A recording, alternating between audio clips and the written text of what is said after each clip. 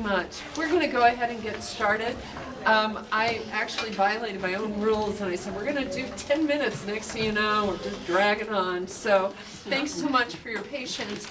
I've been asked by one of our sponsors just to share a little information that we think will be very helpful to you.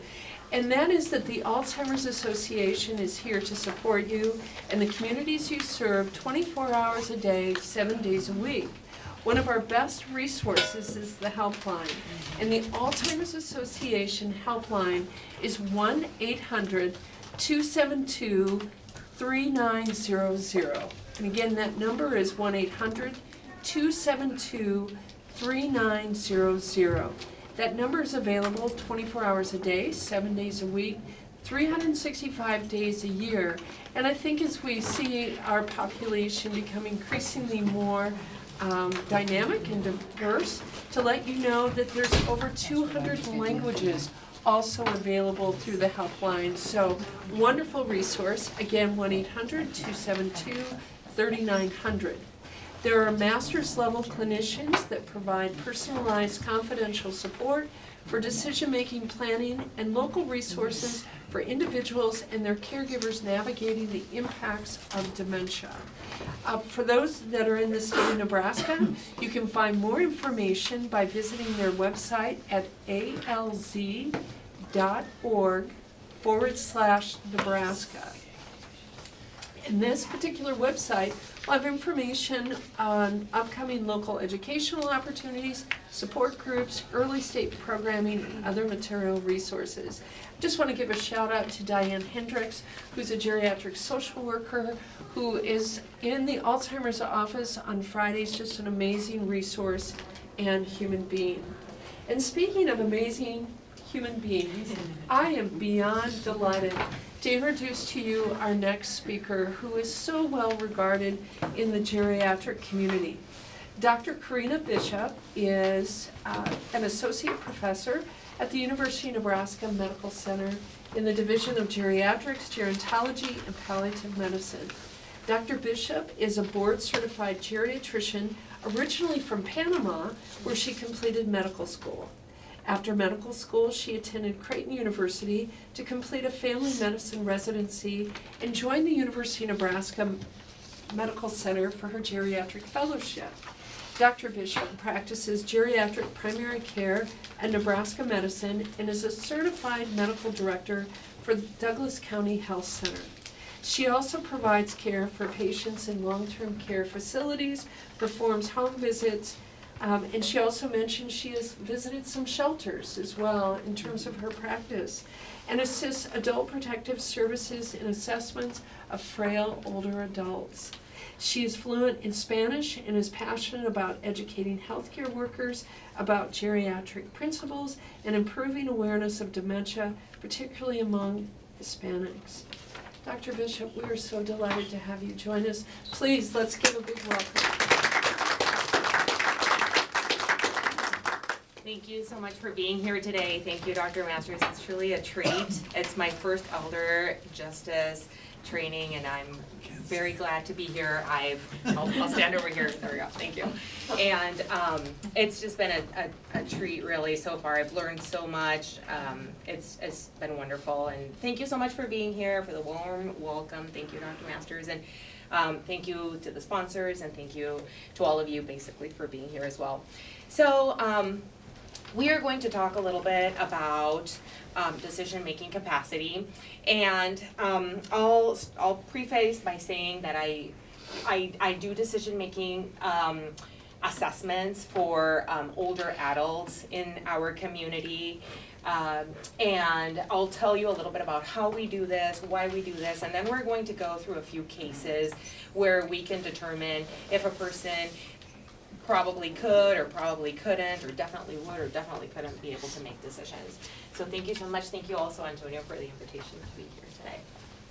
Perfect. So these are some objectives. We're going to be able to understand the concept of decision-making capacity and how it differs from competence. What's the difference between those? We're going to outline how to assess decision-making capacity and what pillars we use for this. And then identify situations in which a capacity assessment can be indicated, and then summarize the importance of assessing and documenting capacity in the area of patient safety. Okay, so the first part is a video that I'm gonna want you to watch. And let me see if I can get this going. So it is, I'm gonna put it at a little faster speed than what it normally goes, just for the sake of time. I want you to listen to this gentleman and how the conversation is going, okay? So let me see if I can get this here.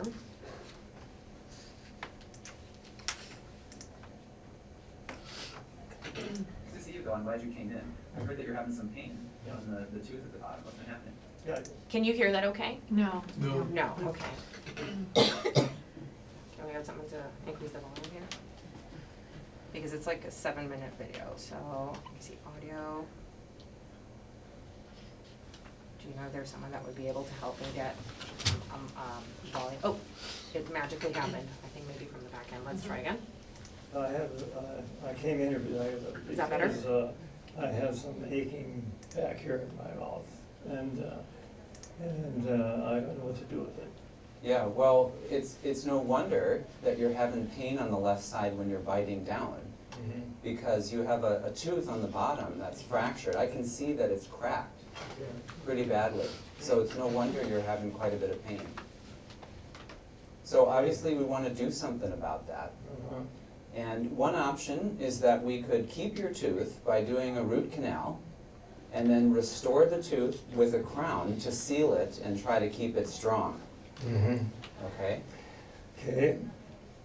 My wife has had a root canal. She's had one or two over the years, and I learned from her experience that it's not fun. Okay. And that's her experience anyway. Yeah. And surgery and all that. I don't think I've ever had anything like that before. Right, yeah. Yeah, according to your x-rays, you've never had a root canal before, so this would be new. Okay. But it would be the option that would be available so that we could keep your tooth. So we would restore the tooth and seal it to try to preserve it. Okay, so that's, I'm learning from you what a root canal is, because I don't, about this tooth, is it connected to the bottom or top or whatever? Yeah, It's- yeah, on the Obviously, bottom. it's bigger than just a cavity in my front tooth or something, Right, yeah. right. Yeah, and you don't have a cavity. Mhm. You have, one of your teeth is actually cracked. Oh, So that's a problem, that's why you're having so much pain. oh, And that's okay. obviously why we want to do something about it. Oh, okay. Yeah. All right. So what was your bad experience with the root canal? Your wife, she had a root canal and it Yeah, wasn't. my wife, she, I don't know, I don't say she had a bad experience, but there's just, I remember talking about, they do some surgery in there and a lot of that. I guess a lot of, anesthesias or whatever. Sorry about my squeak here. And I don't know, she just she would not like to do it again. Well, Bill, based on your wife's experience, Mhm. you know, there are some other options if you're not inclined to have a root canal. And you know, it's important to me that you understand what your options are, why we need to do something about the fracture, and the pros and cons of each approach. Okay? So why don't I tell you a little bit more about why we need to fix okay. the crack, okay? So if we don't do anything to fix the fracture, you're gonna continue to have pain. That pain could get worse, and the crack could worsen too. And if the crack worsens, we're not gonna be able to preserve it or restore that tooth anymore, which means we'd have to pull the tooth. Okay. So you tell me, why do we need to treat this now? Why do we need to treat it now? Why do we need to do something Okay. about your cracked tooth? Well, from what I think I'm learning from you, but I was trying to think about everything else around it when you were telling me about it.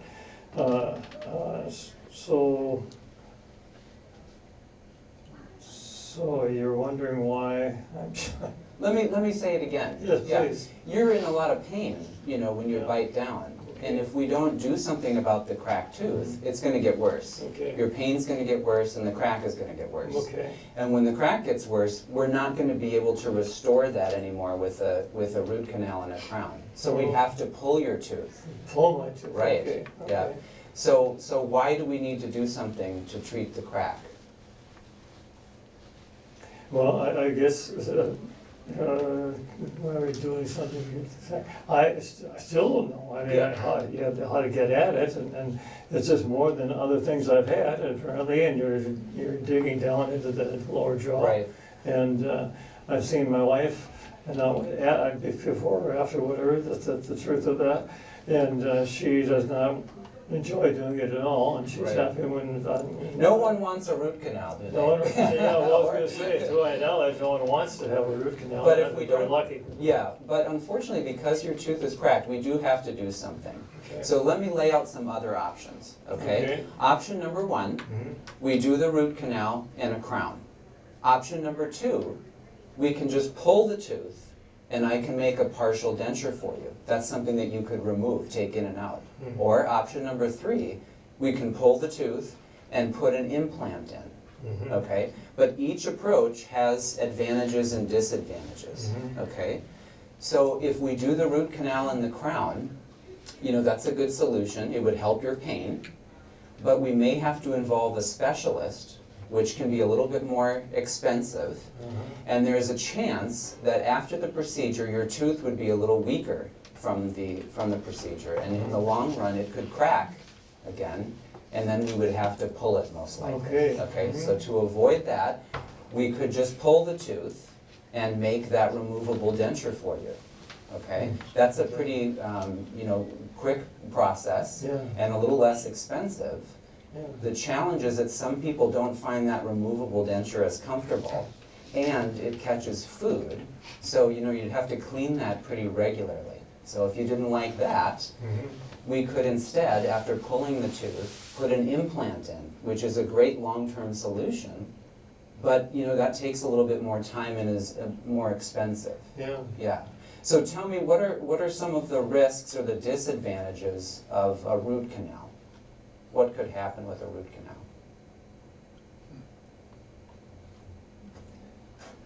Yeah,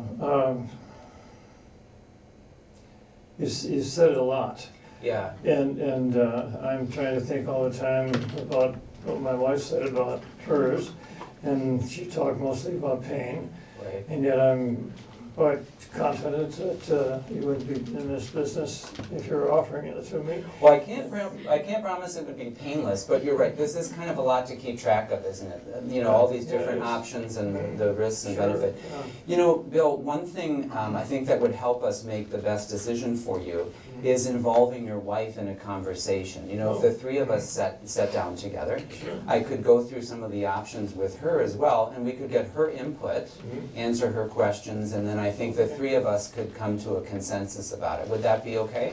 Yeah, fine. She's very smart and she listens well.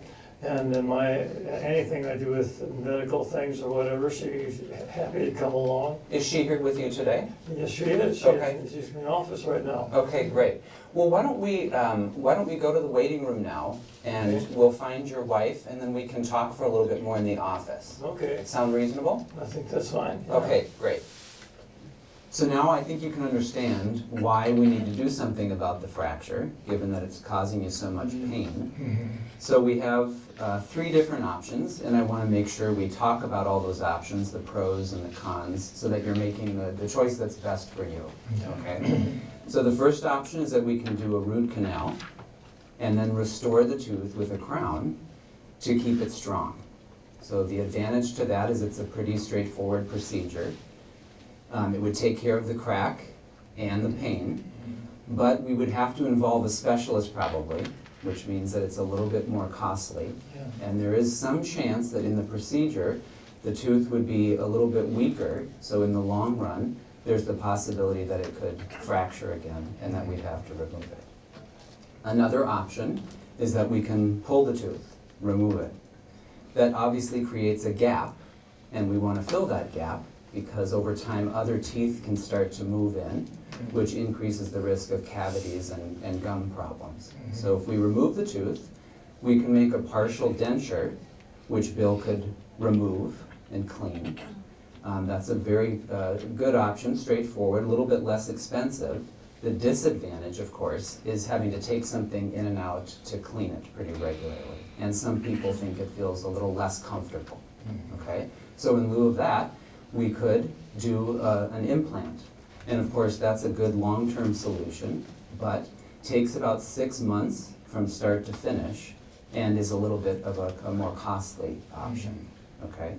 So we have different approaches that we can take, and I'm curious about what you think you'd like to move forward with. Bill, what is your thought about it?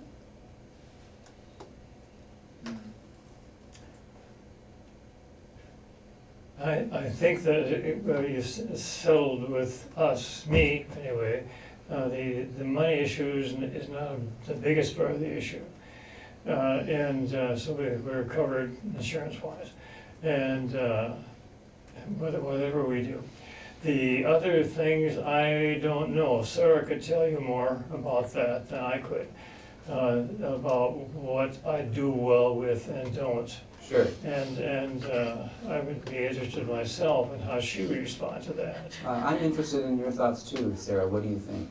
Well, I don't think the removable tooth would be a good idea Okay. at this point. So I guess it would be either the root canal or the implant. Okay. Do you have a suggestion? Well, you know, the good thing is that we've caught the crack pretty early. It's a pretty small fracture at this point. So I think that a root canal and a crown would resolve the issue, help address the pain right away, and it would be a good reasonable solution. The implant is also a good solution, just more expensive, and you know, again, it would take 6 months before we were all done with that. I think the root canal sounds like a good plan. Just, yeah, Okay. well, you would know, because you've had them. So are you in agreement, Bill, that we'll do the root canal and the crown? I can't find any reason to not.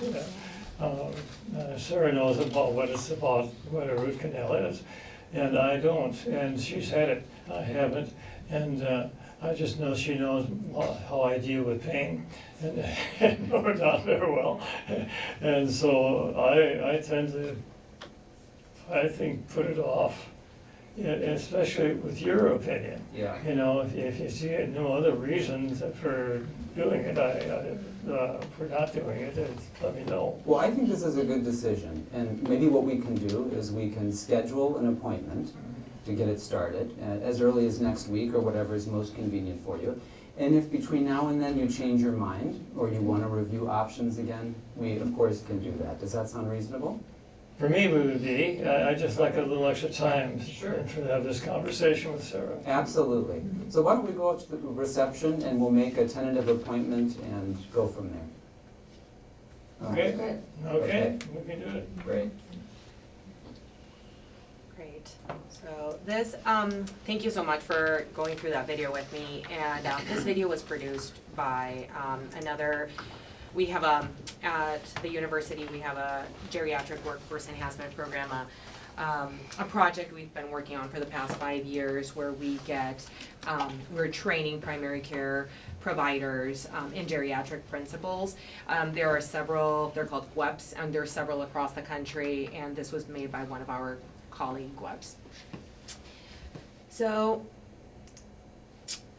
with that video, I want you to keep that video in the back of your mind because we're gonna go through kind of how we go through the process of determining if a person has decision-making capacity. So we're gonna try to figure out if Bill has decision-making capacity first. So first, let's define it. So decision-making capacity is a clinical assessment. So it's performed by a clinician, a healthcare provider, and our job is to try to assess if the person can make their own medical decisions. And so It is a very large spectrum. There are a lot of decisions that we can make. We can decide who our medical decision maker is gonna be, who our financial decision maker is gonna be, if we're gonna have a surgery, if we want to have blood transfusions, if we want to have any sort of decision that we make would have to be assessed independently. So it's not an all or nothing situation. We don't determine, oh, this person does not have medical decision capacity for anything. It's really decision specific. So we want to look at specifically what are we looking at here. Maybe Bill is able to decide on who he is able to decide on who he wants to make decisions for him, right? But he cannot really decide what medical treatment he wants to have done. So it is a spectrum, and it can be, you can see how the water can be a little muddy at times looking into this and saying, well, maybe at this point in time there is some decision, and that's why we use a lot of probable, possible when we're talking about does this patient does or does not have decision-making capacity. Some challenges that come out of this too is that there's a lot of variability in functional and cognitive status. So we have people like Bill that probably live at home, they maybe drive a car, they're very independent in their function, but when you go and ask them a specific question and you kind of put them on the spot, then they're struggling a little bit more. And so a lot of times even the family members don't understand that their family member is struggling with these decisions. We also have a lot of prevalence of sensory impairment. So our patients, or you referred to clients too, they if they use glasses and they're not wearing their glasses and they cannot read the information that's given, they're not going to be able to make a informed decision. If they use hearing aids, if even with hearing aids their hearing is not great, if they don't speak the language that you're speaking as well. So that's again another challenge. Having a lack of available healthcare decision maker surrogates. So that becomes as we age, people people die, people become very isolated. During the pandemic, people became very socially isolated. They didn't have family members or other people that would maybe keep an eye on them. They maybe have not chosen a medical decision maker for them in the case that they were not able to make their own decisions in the future. And so that also makes it very challenging. And then we're working with high complexity decisions, and the decisions get just harder as time passes by. We nowadays we're discussing surgeries that are robotic surgery. And so you're telling a person, an older adult, that they're gonna have a laser surgery with a robot. And, that sounds kind of, even for me, it's very difficult to understand how a surgery like that works. How are you gonna explain this type of surgery, So you can see how it can be very, very complex and very challenging to evaluate decision-making capacity. So why we do this? So our intention is always to respect the patient's autonomy. So we go into this assessment always thinking that a person has capacity, okay? It is the person's job to prove to me that they don't have the capacity to make this specific decision, right?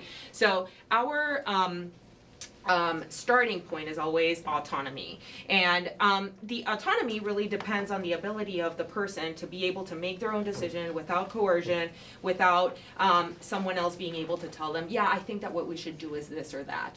And if we're not able to get to that, then we say, well, we have to replace autonomy with beneficence. What's the good that we're bringing out for this patient? What is the best thing that we can do for this person? So for people who lack capacity, beneficence outweighs autonomy. So the 4 pillars that we talk about when we discuss when we evaluate decision-making capacity for patients are these 4. So it's understanding the information that's at hand, appreciating how that information relates to themselves, reasoning or how they rationalize the information, and are they able to make a choice, a consistent choice over time. So let's talk a little bit about each of them individually. So understanding. So understanding really relates to the ability to understand the general information, okay? Understand risks and benefits, understand how a surgery is gonna happen, what they're gonna do, what the likelihood is that they're gonna be successful, just general information about the surgery. So the dentist asked Bill, okay, tell me, what would happen in a root canal? And we weren't able to get a good answer from him stating that. So a good way to ask understanding, these are a couple of questions that are recommended to use. I usually ask patients, after I explain everything, I tell them, Okay, just so I know that we're on the same page, can you tell me what this condition is about? What do you think is going on? So then comes appreciation. So appreciation is similar to understanding in the fact that understanding is understanding the general concept of this disease or of this surgery or of this procedure that's going to happen. Appreciation is how this relates to me. What is going to happen to me, the patient, when I have this procedure done? If I have an amputation, how will this affect me? If I have a surgery, how will it affect me? And so that's really what we're looking at. So you can have a person that understands what's going on, but cannot really relate it to themselves and cannot really say, oh yeah, I'm going to be getting chemo, but they're thinking that they're going to be continuing working and living their life and traveling and doing and can continue, but they're not really appreciating how it appreciates to themselves, right? So they need to be able, the dentist asked Bill specifically, so tell me, how will this root canal help you? And again, we did not get a clear answer. So then the third pillar that we look at is reasoning. And so this is reasoning or rationalizing. And so basically what we're looking at here is we want the patient to be able to tell us how they got to that conclusion, to that answer. So take us through the process. Well, I'm thinking, like the wife of Bill said, she said, well, I think that the partial denture is not going to work. He's probably going to lose it. I think maybe, what about these other options? Why would this work or why this wouldn't work? So what we're looking at is take us through your train of thought of why you're making the decision that you're making. And it doesn't have to be the decision that I would make. And a lot of times we struggle because maybe my values and my preferences are very different than the patient's values and preferences. But they need to make sense. You need to be able to say, yeah, this sounds right. This person's thinking correctly. And so this can be clouded oftentimes by delusions as well. If people may tell us that they have a different plan in place. Someone may be coming in to the emergency room with a gunshot wound and they need to go straight to surgery, and the person saying, no, but I'm going to go see my sister that I have not seen in 40 years and we have this plan to go to. No, that's not appropriate reasoning, right? This person's not really, that doesn't play out, right? So reasoning is the third pillar, and then the fourth pillar is being able to express a clear choice. And so this choice needs to be consistent over time. So you ask it, you see how the dentist asked Bill multiple times, okay, let's go back. What are we talking about? Which option of these would you prefer? And multiple times we did not get an answer. So it's not a one and done. It really takes a longer time to have these conversations, and it's not, going in and saying, I'm going to do a memory test on you, and if you don't score well in this score, that means that you don't have capacity, and then I'm out the door. It takes a long time, and you really have to prove that this person really cannot make this specific decision. Things that we'll do, for example, is talk to them at their highest attention point in time, for example. Usually older adults are more likely to, or I'll say clearer for lack of a better word, in the after breakfast, kind of in the morning time, so talking to them during that point in time is helpful. If they don't speak the language, also, that can also be very, they cannot express a choice if they're not understanding what you're telling them, right? And so making sure that you use an interpreter would also be ideal in that situation. So if we're able to have a patient understand what's going on, appreciate how it relates to them, rationalize, and make a consistent choice, that person can make that medical decision, right? So let's go ahead and do a couple of cases. And so let's do the first one. This is a 70-year-old male. He has a history of cognitive impairment. His doctor has told him he has cognitive impairment. He goes to a urologist, and he's found to have prostate cancer after a couple of appointments that he's been going to, and he's told he needs a prostatectomy. He needs to have his prostate removed. He lives alone, and he is retired, but he does some seasonal work at the zoo. So this gentleman is independent. He drives to all of his appointments. He's been going to the urologist a few times. They found out he has prostate cancer, and they're offering a prostatectomy. But he has this diagnosis of cognitive impairment in his chart. Is he likely to be able to consent for surgery? Do you think that the fact that this person has cognitive impairment says that he would not be able to consent for surgery? Okay, I'll let you think about it and then I'll give you the answer. So what I'm getting at here is, would this person's cognitive impairment, even though he's independent for everything, would he be able to still make this decision? And the answer is yes. If he is able to understand, appreciate how the prostatectomy would relate to him, reason why, and make a clear choice, he could make his own decision about why. So having cognitive impairment is not the same as having dementia, and we can have a little bit of cognitive decline without necessarily losing our ability to decide if we want to have a surgery or not. Case number 2, so this is a 60-year-old gentleman. He has a history of schizophrenia and he lives in a long-term care facility that houses patients with mental health disorders. He is overweight and you see him, let's say I see him in the long-term care facility, and he says that he would like to have one of these new medicines that have just come out for weight loss. And so he has a guardian appointed, so he has been filed, he has been told that he cannot make his own medical decisions, that he is incompetent to make medical decisions. So would you say that this person can make his own medical decision about starting a medicine for weight loss? Okay, so I gave this exact same case almost a year ago at a different presentation, and it generated a lot of back and forth discussion. And I ended up changing the answer to this question because the answer is ultimately no. Capacity and competence are not the same thing, and competence is ruled by a judge, and competence says that this person cannot make their own medical decisions. That doesn't mean that the patient cannot come to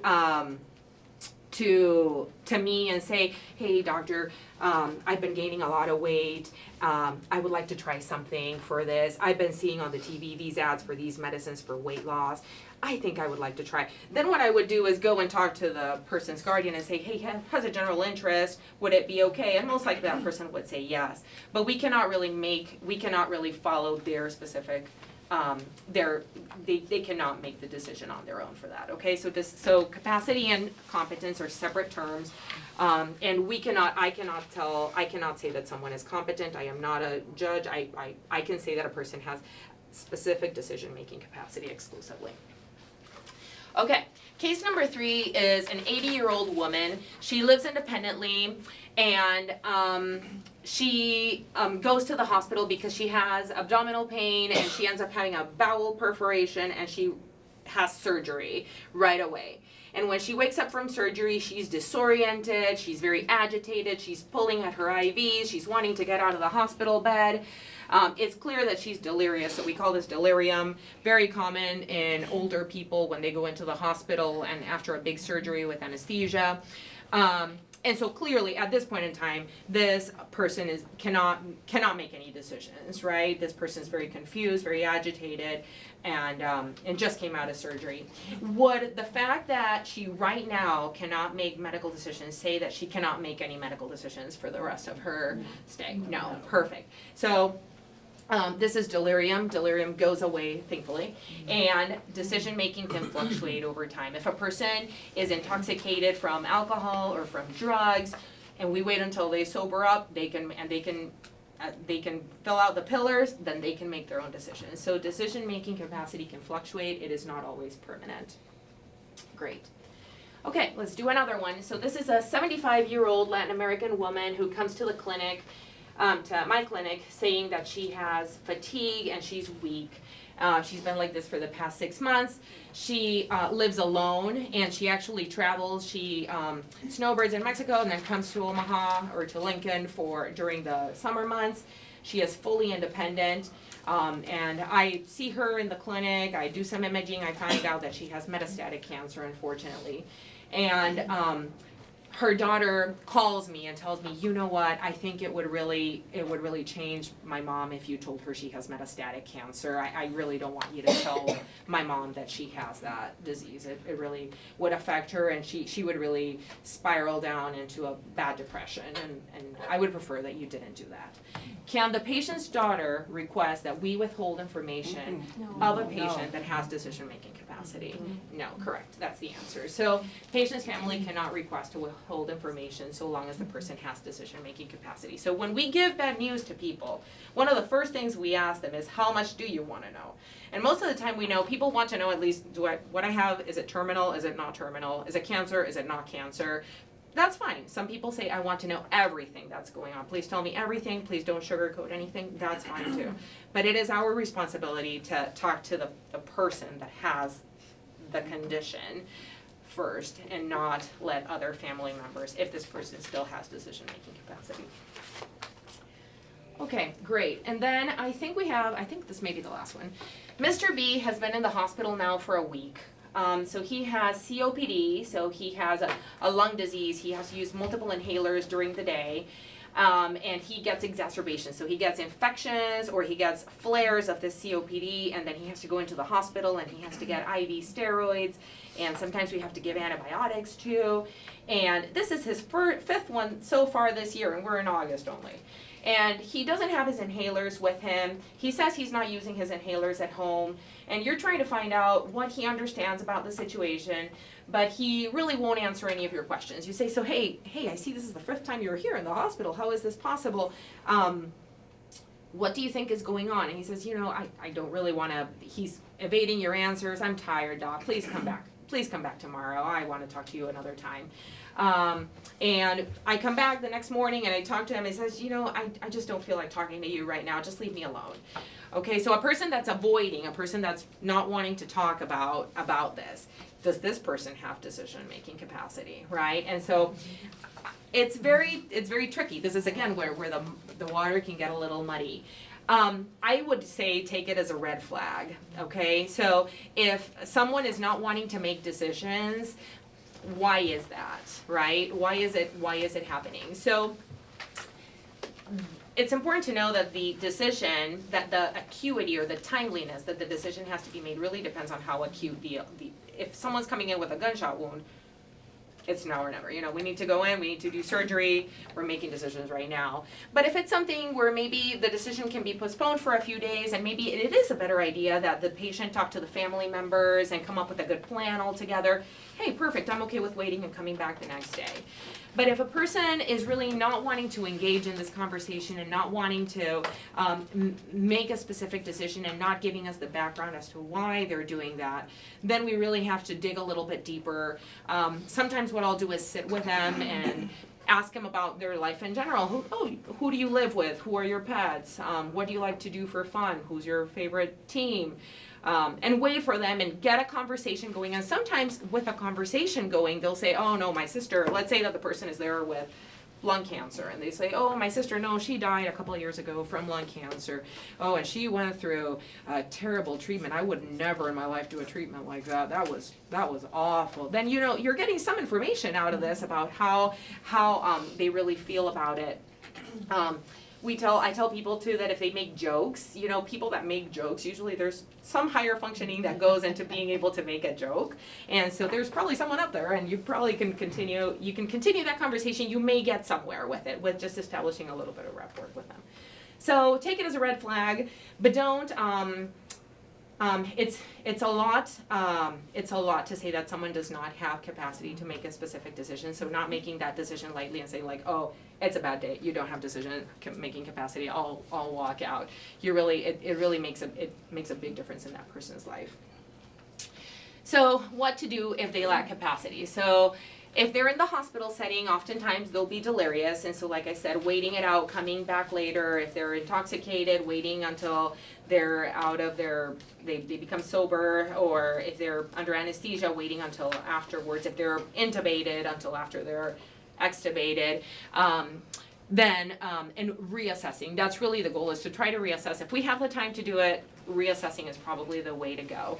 If they if they do not have decision-making capacity, then looking at if they have medical power of attorney that they have designated ahead of time, saying it would be who would it be, and then contacting that person and saying, we're needing a decision made about this specific situation, and then having them help with that. In the state of Nebraska, there's a specific order of who can be your medical decision maker if you don't have, and in all the states, of who would be making medical decisions for you. And then if not, then it'll have to go into a guardianship situation. That's where legal aid would be able to help us. Okay, so let's do some take-home points. Capacity is time and decision specific, so a person is able to choose who their medical decision maker is, but may not be able to understand what type of surgery they're going to have. It is very specific, and decision-making capacity can be assessed by any trained clinician. It doesn't have to be a psychiatrist necessarily, but there are some decisions that are a little muddier, a little higher. There's a lot on the line at those point in time, and sometimes it's a good idea to have a psychiatrist come in and evaluate. But for the large majority of decisions that people have to make, a trained clinician, a physician can make a capacity assessment. Competence is not the same as capacity. So we can say that someone cannot make this specific decision, but we cannot declare a person incompetent. Capacity is not all or nothing, like I said, decision specific. And cognitive impairment does not mean that someone lacks capacity. A person can have some cognitive impairment. They can maybe not drive, cannot, fill out their own medication box, cannot manage their finances, but they can still if you explain things to them in correct terms and at their, in a way that they can understand it, and instead of using words like endoscopy, saying a little camera that we put up your nose to see your stomach, then maybe you'll get a better answer and a better understanding from them than if not. Okay. And I think that is all. Right, I wonder if we have Any questions? any questions, and Eric, anything from, okay, so we have some in studio. Go ahead. Are all primary care physicians trained to do at least a basic level decision or figuring that out? Yeah, so in medical school, I'll tell you, when I went to medical school, I remember very vaguely just a little bit of decision-making capacity assessment. In geriatric training, I think in residency, this was enforced a little more for me in geriatric. And after doing a fellowship in geriatrics, this was very enforced, and now I feel very comfortable doing it. I think there is a certain level of comfort that the physician needs to have. They should be able to do it. As long as the only things you don't need to be certified for this or anything. As long as the person that you're talking to understands, appreciates reasons, and can make a choice consistently, and as long as it's written down in the note, but what decision is being made, what they said, what came back, a physician would be able to do it. Yeah. How do you view undue influence or competency in that concept versus, like, I think myself of like decision, and I'm gonna look at my wife and she's gonna nod her head yes or no, and I'm gonna go with how she nods her head. Yeah. I suppose you could say she's influencing me unduly. At the same time, how do you view that in the clinic sense?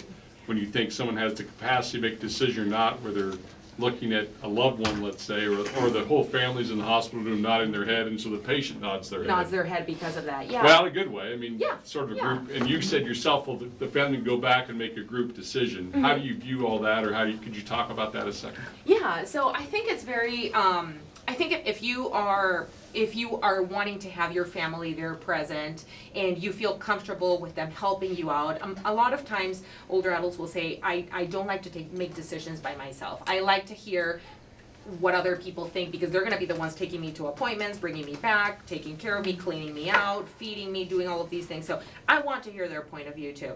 And so I think if it's in that setting, I think it's fair to say, you know, you're making a decision with, it's not like someone else is forcing you, you're saying like, no, I don't want it, and the family's like, yes, yes, yes, you want it, then that I think is a little bit different. But I think if they're like on the fence and all the family is saying, yeah, I think that this is okay, and we're backing you up, and we're gonna be here for you, I think that's an appropriate reaction versus, if you always have that, if we have that concern, what we could always do is separate the bring in, you know, a nurse to recheck, you know, to talk to the family, or a social worker to talk to the family while I talk to the patient privately and make sure that they're not being coerced into this and in any way talking to them specifically. That could be another option, but for the most part, I think families are, care about their family member, and and especially if it's kind of the same thought that the provider would have. It's like, well, we all agree that